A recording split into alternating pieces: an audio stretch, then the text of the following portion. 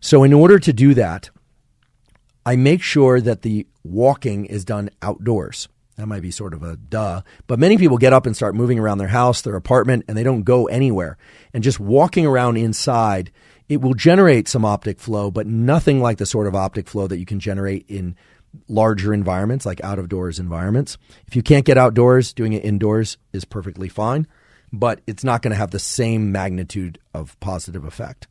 Now, in order to get the alertness, I do it outdoors because I also want sunlight in my eyes. I know many of you have heard me talk about this ad nauseum on various podcasts and this podcast, but getting sunlight in your eyes first thing in the morning is absolutely vital to mental and physical health. It is perhaps the most important thing that any and all of us can and should do in order to promote metabolic well-being, promote the positive functioning of your hormone system, get your mental health steering in the right direction. There are a number of reasons for this, but before I get into those reasons, let me just emphasize what the protocol is. The protocol is get outdoors, ideally with no sunglasses if you can do that safely, even if there's cloud cover. More photons, light information, are coming through that cloud cover than would be coming from a very bright indoor bulb. So getting outdoors is absolutely key. How long should you do this? It's going to depend on the brightness of the environment. It's going to depend on a number of different factors. 2 minutes would be a minimum. 10 minutes would be even better. And if you can, 30 minutes would be fantastic. Now, if it's a very bright day or, you live in a place where there's bright sunlight, clear day on a snowfield, you would only need something like 60 seconds. But most people aren't living in those sorts of conditions. So getting outside for a 10-minute walk or a 15-minute walk will basically ensure that you're getting adequate stimulation of these neurons in the eye that are called the melanopsin intrinsically photosensitive ganglion cells. I know that's a mouthful. These are neurons that don't care about shapes of objects or the motion of objects. These are neurons that convey to the brain that it's daytime and it's time to be alert. And it sets in motion a huge number of biological cascades within every cell and organ of your body, from your liver to your gut to your heart to your brain. It really sets things down the right path. Early in the day, we experience a natural and healthy bump in a hormone called cortisol. Cortisol comes from the amygdala. That cortisol, as I mentioned, is healthy and normal and promotes wakefulness. It actually promotes a healthy immune system.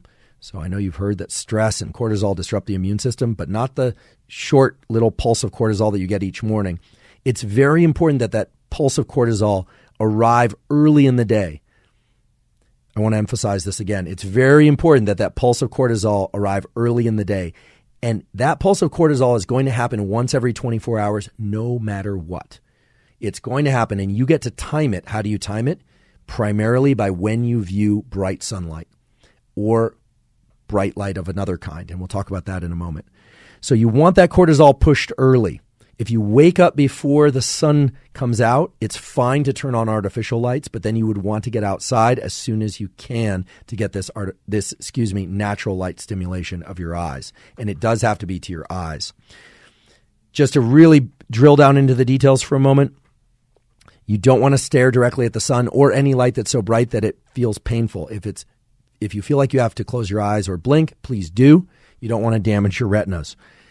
The point here is to get the sunlight indirectly. It's going to essentially be scattered everywhere through the cloud cover, but from looking at a flashlight directly into that flashlight versus looking at the beam that flashlight generates on the ground, that if you're standing in the shade, you're going to get less of that sunlight than you are if you're out in an open field. So this is why the time outside it's going to need to vary depending on your particular environment.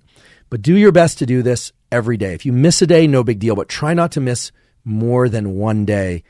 Otherwise, your mental and physical health will start to suffer. And doing this each day costs nothing. It's just time. You can combine it with the forward ambulation, with the walk and the optic flow that I talked about before. And that's what I do each morning to generate a sense of alertness in my body and brain, to generate a sense of calm, yet alert. And that's also what I do with Costello, with my bulldog. People have asked me, do these same mechanisms apply to animals? Well, the reality is many of these mechanisms were actually discovered in animals and then were tested in humans and verified that they also exist in humans. Not always. Sometimes it was the reverse, where they were tested first in humans and then brought to animals. But indeed, your dog your horse. I don't know what other animals are out there. They need this. Now, if you have a hamster or a nocturnal animal, the reason why they like to run on their wheels at night is because they're nocturnal. They don't like being in the light. Light actually causes them to freeze, right? Actually, if you are into aquaria, you like fish, they always say, don't overfeed your fish. You'll kill the fish. That's true. But guess what? The fastest way to kill a fish is to keep the lights on 24 hours a day. They also need circadian rhythms, these 24-hour rhythms. So we'll do an entire month at some point about pet health, but meanwhile, get that morning sunlight. So now we have a first protocol, which is to write down the time of day that you wake up. The second protocol is to take a walk first thing in the morning. And the third protocol is woven in with that walk, at least for me, which is to get that sunlight exposure.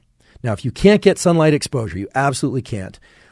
I don't necessarily recommend buying one of these dawn alarm lights. And I'm sorry to say this, but they're just vastly overpriced relative to what they are. They're basically a bright LED.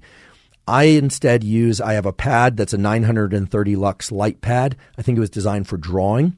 Emulator would provide, and yet it's really bright enough, at least for me. I tend to put it on my desk while I work each morning.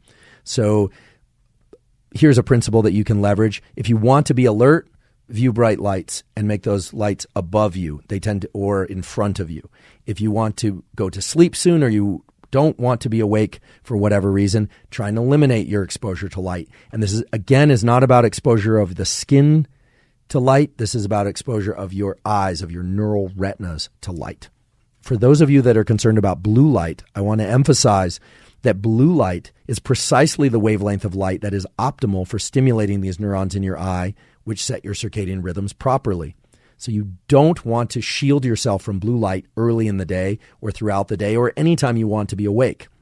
In fact, that could have a number of detrimental consequences. Fortunately, all those consequences are going to be reversible after a short period of time of making sure that you don't wear your blue blockers during the day. Please, the time to wear blue blockers, if you do, is at night and in the evening when you're headed towards sleep.